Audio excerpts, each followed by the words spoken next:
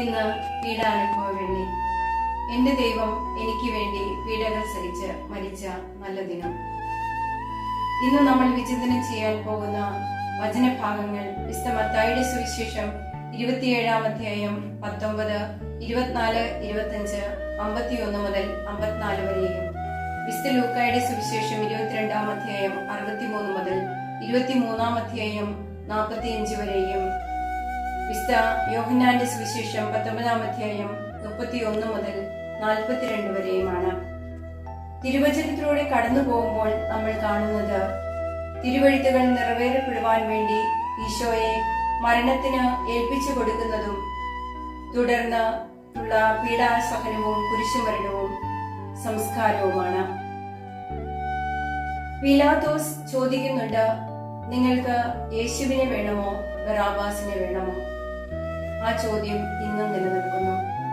കരുണയും ദയയും ആത്മസംയമനവുമായ യേശുവിനെ വേണമോ, തിന്മയുടെ പ്രതീകമായ ബറാബാസിനെ വേണമോ? തിരഞ്ഞെടുക്കേണ്ടത് നമ്മൾ ഓരോരുത്തരുമാണ്.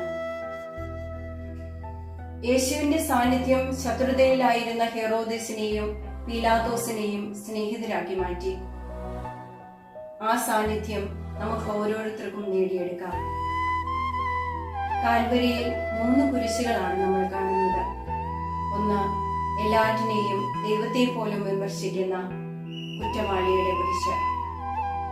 2, അനുതപിച്ച് മറ്റുള്ളവരുടെ നന്മകൾ ഏറ്റുപറയുന്ന നല്ല കള്ളന്റെ കുരിശ്. 3, കള്ളനിൽ പോലും നന്മ കണ്ടെത്തി പറുദീസയിലേക്ക് കൂട്ടിക്കൊണ്ടു പോകുന്ന രക്ഷാകരമായ കുരിശ്.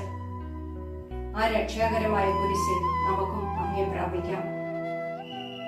മനുഷ്യൻ കടന്നു പോകുന്ന എല്ലാ സങ്കടങ്ങളിലൂടെയും എല്ലാ അവസ്ഥകളിലൂടെയും യേശുവും കടന്നു പോയിട്ടുണ്ട്.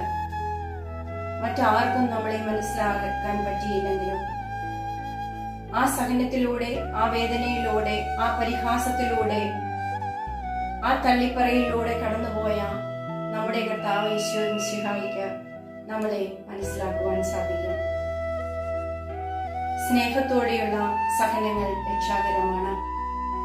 സ്നേഹത്തിന്റെ ഈ വലിയ സന്ദേശമാണ് ഓരോ ദുഃഖവിളിയും നമ്മൾക്ക് നൽകുന്നത്. നമ്മുടെ ഇടവക മധ്യസ്ഥനായ വിശുദ്ധ ഫ്രാൻസിസ് അസീസിയോട് ചേർന്ന് നമുക്കും പ്രാർത്ഥിക്കാം.